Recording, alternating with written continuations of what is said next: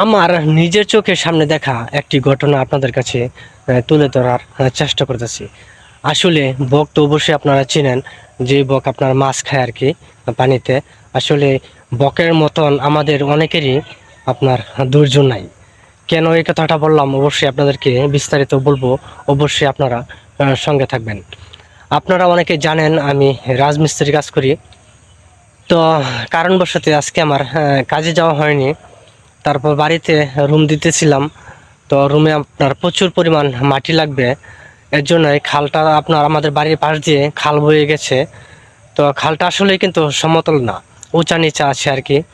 তো অনেক জায়গায় শুকিয়ে গেছে, আবার অনেক জায়গায় কিছু কিছু পানি জমা হয়ে আছে। সেখানে অল্প কিছু পরিমাণ টুকটাক মাছ আছে আর কি। যাই হোক, তারপরে আমি বালতি দিয়ে কাদাগুলো তুলতেছিলাম বিটে ভরার জন্য।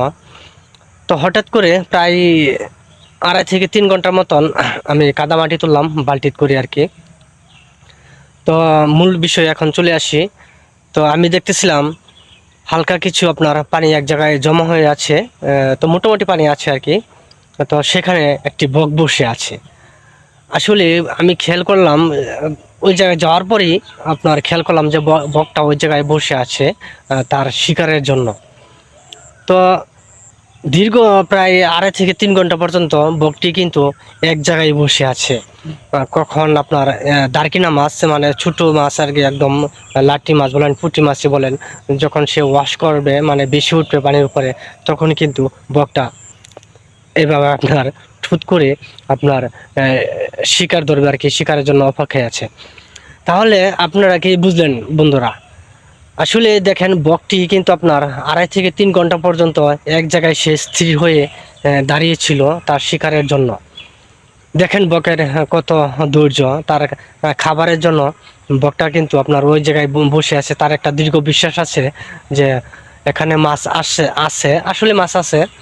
তো মাছ অনেকে মেরে ফেলেছে, মেরে খেয়ে ফেলেছে, অনেকে আমরাও খেয়েছি মাছ মেরেছি, অনেক মাছ ধরেছি। তো তার দীর্ঘ বিশ্বাস ছিল সেখান থেকে অনেক একটা হলেও মাছ সে শিকার করবে। তো দেখেন সে বকটি প্রায় 2.5 থেকে 3 ঘন্টা পর্যন্ত ধৈর্য ধরে বসেছিল। আর আমরা মানুষ কেমন জানেন? আমরা অনেকে আছি, আমাদের মোটেও ধৈর্য একেবারেই নাই। এই যে আমার ভিডিওটা প্রায় 2.5 মিনিট হয়ে যাবে, 2.5 মিনিট হচ্ছে।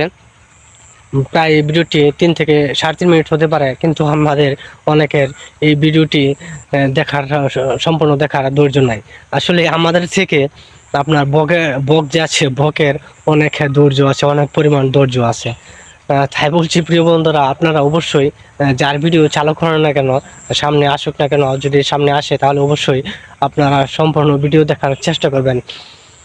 আসলে এই ধৈর্য হচ্ছে অনেক কিছুই, ধৈর্য ধরলে আপনার অনেক কিছুই অর্জন করা যায়। ধৈর্য, যার ধৈর্য নাই তার দুনিয়াতে কোনো কিছুই নাই। আসলে এই ধৈর্যের উপরে কোনো কিছুই নাই। তো ধৈর্য অবশ্যই আমাদের সকলেকেই ধরতে হবে। যাই হোক, আমি প্রায় 1.5 বছর ধরে ফেসবুক মোড চালু করে, প্রফেশনাল মোড চালু করিয়েছি আর কি। তো এখন যদি হুট করে যদি বলি যে আমার এখনই টাকা আমি তুলতে চাই, এখনই টাকা তুলতে চাই ব্যাংক থেকে, আসলে কি এখনই কি তোলা সম্ভব নাকি? পারবো না তো, আমরা তো সেলিব্রিটি মানুষ না। আসলে আমরা এখনো ছোট। তো ধীরে ধীরে কিন্তু আমাদের অনেক বড় হতে হবে, ধৈর্য ধরে থাকতে হবে। ধৈর্য ধরে থাকলেই তো আমরা একটা কিছু ফেসবুক থেকে অর্জন করতে পারবো। তো আমি একজন রাজমিস্ত্রি কাজের পাশাপাশি যতটুকু সম্ভব হয় ভিডিও তৈরির চেষ্টা করি। কাজ না থাকলে আবার কাজের ফাঁকে ফাঁকেও ভিডিও তৈরির চেষ্টা করি, কাজের মাঝে। আর কাজের ফাঁকে ফাঁকেও ফেসবুকে টুকটাক সময় দেওয়ার চেষ্টা করি। যাই হোক, আপনাদেরকে ছোট্ট একটি উদাহরণ দিলাম। তা আসলেই বকের যদি তার যদি এত ধৈর্য থাকে, তাহলে আমরা তো সবকিছু বুঝি, তাহলে আমরা কেন আমাদের ধৈর্য থাকবে না? যাই হোক, আমার ভিডিওটি অনেক অনেক লম্বা হয়ে যাচ্ছে। তো সবাই ভালো থাকবেন, সুস্থ থাকবেন। আজকের মতন এখানে বিদায় নিচ্ছি। আসসালামু আলাইকুম, ধন্যবাদ সবাইকে।